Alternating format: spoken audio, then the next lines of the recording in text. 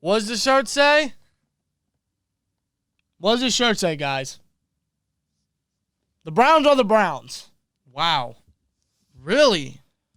That's what you give us? Really? Wow, man. A lot of people were hyping this up as the biggest Steelers versus Browns matchup In years. Many years. This is going to be one of the more competitive Steelers versus Brown matchup in years. Almost similar back to the old school days of the rivalry of the 80s and the 90s. This looked just like it did the last 20 years. It did. A typical Steelers versus Browns blowout. Absolute blowout. 38-7. What happened, guys? Man, Browns, man. Wow. Wow, you guys really just went back down to your normal size. Yes, you did. You had your moments. 4-1. 4-1. We actually thought this game was going to be close. I did not expect this. No. Whatsoever. I'm glad we did. I'm glad this was the outcome. This is exactly what we wanted. We didn't expect it, but maybe we shouldn't expect blowouts more often. Maybe it'll actually happen more often. Right. So, I don't know. But Yeah, I'm stuttering. Before we get into the Browns versus Steelers blowout matchup, man, we're going to announce the winner of the Ryan Shazier 5,000 subscriber signed jersey giveaway that we put up once we hit 5,000 subscribers. Once again, thank you to all those that have subscribed and have since subscribed. We have reached over 5,000 subscribers, man. It's just insane that we reached that milestone. We had to give back to you guys in some way. Why not with Ryan Shazier, who just recently retired, man? We have the jersey right here. There was at one point, as you guys know, where the giveaway link gave us a community guideline strike. We weren't able to upload for a whole week. Thankfully, we appealed it and won within 4 days. Yeah. So, but nonetheless, even though you guys didn't really have full access to the link, man, you guys still had 2,115 total entries for 80 total users. That is incredible, man. Thanks to all those that entered, and good luck to every single one of you that could win it here, which we are going to pick the winner right here for the Ryan Shazier jersey. Pick all winners, and the winner is Dylan Sauceworry. I apologize if I pronounced it incorrectly, but congratulations to you, sir. You are the victor, the winner of the Ryan Shazier 5,000 subscribers signed Pittsburgh Steelers jersey giveaway, man. We will DM you at some point on one of your platforms to get your information. We will send this out to you immediately, very shortly, as fast as we can, so you can, of course, hold this Ryan Shazier signed jersey giveaway, man. Congratulations to you, man. Thanks to all those that have entered. It's crazy that we reached 5,000 subscribers. We know we had to get back to you guys. Thanks to all those who have entered again, and congratulations to Dylan Sauceworry. Again, I apologize if I pronounced it incorrectly, for winning the signed jersey, man. So we'll get that shipped out to you ASAP. But now, Cleveland Browns. The Cleveland Browns. Where were you guys? You guys are 4-1 on a hot streak, on your A game in some way. Come to Pittsburgh, and you get blown out. You guys came into Pittsburgh averaging over 30 points a game. Ever since that Ravens game where you got blown out, and this was pretty much a reoccurrence today, you guys can't. People were saying how the Browns are. Excuse me. They're 4-1. They have a shot at going in the AFC North. They just got blown out by the Ravens in Week 1, and now the Pittsburgh Steelers here are Week 5. Week 6. They averaged over 30 points, and they only got 7. They can't hang with the North. No, they can't. They cannot hang with the North. No.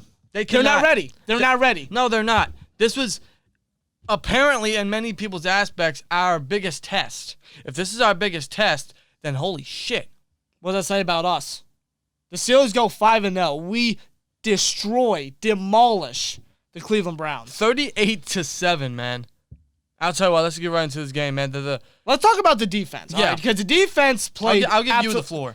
The defense played absolutely fantastic all game. And let me just talk about the first play. Minka Fitzpatrick. We were all worried. We're not seeing a lot of Minka. We're a little worried. Should we have traded the first for him? Should we trade for him at all? He's not playing like he was last year. He shut everybody up. First play. Immediately. And, of course, Baker Mayfield would be the one to test those waters. And immediately, Make it let him regret it. I just stuttered. Let him regret it.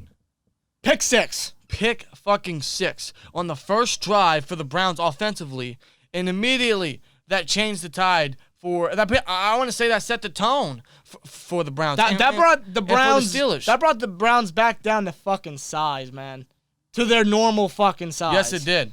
Immediately, I set the tone for this entire game for the Browns. The Browns never recovered. They never did. And dude, we just kept the pedal to the metal. We never hit the brakes. We kept the foot on the neck, man. It was great. Applied constant pressure on Baker. Got 4 sacks. And an extra pick from Cameron Sutton. Yes. Because of the pressure. Of T.J. Watt specifically. Man, and we pressured Mayfield so much to the point that he was put on the bench because he came into this game with bruised ribs. And he was getting hit all day from Cameron Hayward, Bud Dupree, T.J. Watt, Stephon Tuitt. He was getting hit all game. His bruised ribs got hurt so much that they put him on the bench for Case Keenum. And immediately, Robert Spillane, who was filling in for Devin Bush, hopefully he's okay. Yeah, because although the defense played great, we suffered a casualty in Devin Bush. He hurt his knee. At first, it looked like it was a torn ACL. Hopefully that's not the case. He was able to put some weight on it a little bit after he initially hurt it. He was questionable to return, but obviously he was downgraded to out. So hopefully it's not so bad. Hopefully Bush is okay. Hopefully it's, if anything, maybe a bruised knee or a sprained knee. Hopefully it's nothing too severe. And hopefully we get him back for next week, because next week's going to be the true test. We'll get into that at the end of the vid. But damn, Spillane came in and honestly did well filling in for Bush. Yeah, he did really good, especially in the run game. That dude can hit. He is a hard-ass hitter. He can hit. Keenum's first play was a play action. He motioned outside to the pocket to the left. Immediately got a warm welcome to the AFC North and got smacked by Robert Spillane. That shit was great. That was great. And he's great in the run support as well, man. And this defense is great. They came the ball. They weren't playing around. They came into this game with some miscommunication problems, and that's something that they desperately needed to fix, especially in the secondary, and by God, they did. Yes, they did. They got their shit together. They were on their fucking A game. This defense looked like last year. It looked so similar to last year, and that's the defense we all know and love. And this Browns offense that was averaging over 30 points a game, they couldn't get anything going. No, they couldn't. Not even in the rushing game, in which they are the top-rated rushing offense. Yes, they don't have Nick Chubb, but Kareem Hunt is not to be underestimated. He did nothing. He had 40 yards on 13 carries. He did nothing. The rushing offense of the Browns did absolutely nothing. Yeah. This entire offense for the Browns did nothing. They only scored 1 touchdown at the end. It was at the end of the second half where I believe it was the same drive Bush went down. And then I think it was Higgins. He was wide open in the corner in the end zone. Yeah, I don't know what that was, but even since then, second half, defense didn't let up. They kept the pressure coming, as did this whole team, man. The offense, there were a few questionable drives, a few questionable play callings, and definitely some bad plays from the offense in terms of penalties and drops from the receivers and stuff like that. Stuff that still needs to be fixed on, but overall, this offense looked great. They took advantage of the defensive turnovers, whether that was a turnover on downs or an interception from Cameron Sutton. They scored on both of those drives from Chase Claypool, James Conner, and of course James Washington, who was wide the fuck open, which was great. Now Washington stepped up big time, and that's something that we were saying. You know, Washington, I'd honestly say, our secret weapon in this offense. Yes, he is. Not many people are looking at James Washington. He came to ball. He was the guy that needed to step up big time for this receiving corps, because with Johnson out and Claypool being the number 1 and him definitely going to be blanketed, which honestly didn't appear that way today. No. And Juju, of course, in the slot, who honestly did nothing, but I think Claypool's honestly being somewhat of a benefactor to Juju in the slot. Similar to the way of how Juju benefited from AB in 2018 when he had that big year. So that something like that is similar, but Washington had to step up big time knowing that was going to occur, and he did. Mm-hmm. He had, what was it? It was, where's the receiving stats? He had 4 receptions for 68 yards and 1 wide open touchdown. Wide open touchdown, man. Wide open, man. It was great. Chase Claypool, this dude is a baller. He's a beast. I don't care what anyone says. He is our number 1 receiver. This he dude might as well be. He has made a play in almost every game this year. Week in and week out, he's making clutch plays. Very clutch plays, man. Like, his first catch of the game was 36 yards, which put James Conner at the 1-yard line, and immediately he punched in for a touchdown, which James Conner had over 100 yards on 20 carries and 1 rushing touchdown. James Conner looked great today. He looked so refreshed, so woken, so new. So 2018-esque, Yeah. really. Conner, man, honestly, I know we've been very critical of Conner, and so has a lot of Steelers fans. We got to keep feeding him the ball. Still split carries evenly with the running backs to keep him fresh, of Yeah, course. and that's what they were doing in this game, too, so they should definitely continue that. But Conner had a great game. Yes, he did. A lot of great, runs. Offensive line opened up a lot of holes for him. Yes, they did. Man. And he was a benefactor of Claypool making big plays. He wasn't the only one because at the end of, or not the end, but at some point in the fourth quarter, Claypool caught a pass on the sideline on a short route. He made a cut, ran up the sideline. Looked like it was a touchdown, but he was so close. He was just short. Yeah, dude, I was watching that. Man. I'm like, give it to my boy. Give it to Claypool. Just give it to him. He didn't make it. I'm just saying, it's like every time Claypool has the ball, something happens. Something magical happens. Whatever it is, whether it's a touchdown, whether it's yards after catch, whether it's a big play that puts the offense in positions to score, like he did with James Conner and Benny Snell today, this dude is a fucking dynamic player for this offense. Any way that he can, he is benefiting this offense. Like I said, whether it's a touchdown, yak yardage, or a way to get us close to the end zone to you score. name it, man. This guy comes to play. Big play Clay. And he even had a rushing touchdown today as well. This guy's a baller. I'm so excited for this man's future. This guy is a fucking monster. He is our number one. He will be, if he's not, he will be our number one very shortly. Oh, yeah. He keeps making plays, and he's only going to get better. And that's the scary part. That's the great thing and about him. His stature and potential is what makes it even more exciting and scary for opposing defenses. Yes, it is. And Ben already loves him. Ben already loves him. You can tell that. He's testing the waters with him. He's literally like Martavis Bryant, only so much better. He's more consistent, and he's definitely has no drama whatsoever. No. And he's great in the locker room for guys like Juju and Johnson and Connor. Oh, yeah. If you ask me, Claypool reminded me of DK Metcalf when he was a combine beast and he dropped down all the way to the second. Which I don't know how. Yeah. And the Seahawks snatched DK. Look at him now. We snatched Claypool. Look at him now. Yeah. That's crazy, man. It's fucking crazy. I almost said DK. Chase Claypool is a monster. He's our biggest benefactor for this offense because he just keeps making plays. He is a gem in this offense. He is. I'm so excited for this man's future. Big play Clay.